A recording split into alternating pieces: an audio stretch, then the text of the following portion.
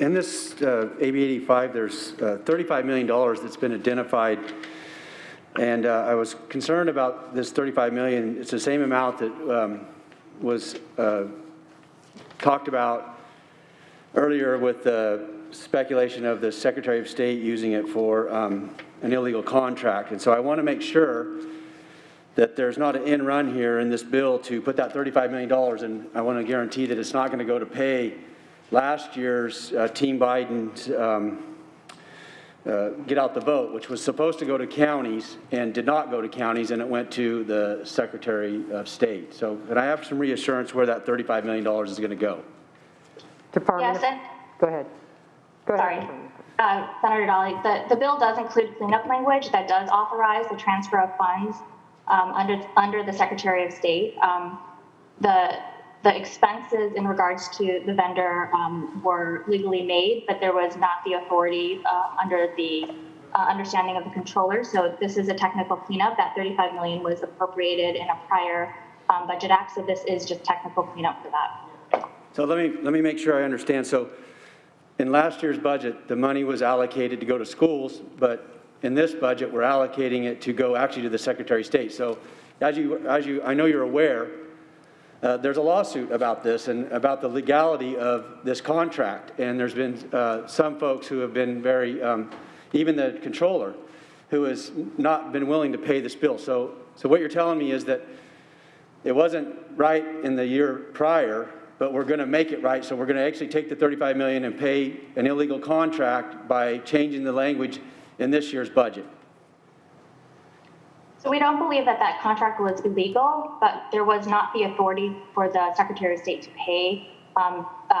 There was clear authority, and I will ask my colleague Amy Jarvis to respond with any details. Thank you. Sure, and Senator Dahle, just for clarification, the funds will go to pay that contract. The vendor did do the work on behalf of the state. The intent was for this to provide a consistent message statewide to improve voter education and outreach during the pandemic. The work was done by the Secretary of State or entered into that contract on behalf of counties. And the intent was really just, again, to provide that consistent message. So this language just cleans up or provides the technical authority for the controller's office to actually issue payment to that vendor. Yeah, I think I was a county supervisor for 16 years. I've been following this somewhat closely, but I don't believe the counties actually asked the Secretary of State to do it. I believe that the Secretary of State just did it.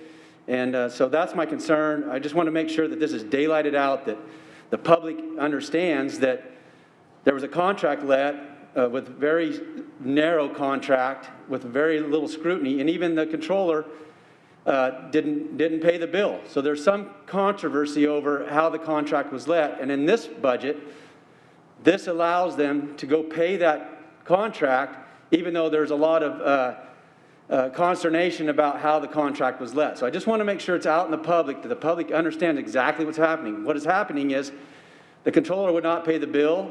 The counties didn't ask for the Secretary of State to do this contract. The Secretary of State did the contract, and now a year later we're coming back, taking taxpayers' money and using it to pay $35 million on a contract that was let out, that there's a lot of the public that are concerned about who ran that contract and how it was to get people out to vote. So I just want to make it very clear that members know that this is, I don't believe, the right way to go about it. We should, if the controller and many of the counties aren't asking for it, then we shouldn't be doing this. This is taxpayer money that went to a narrow contract that helped one party, and I think that's wrong.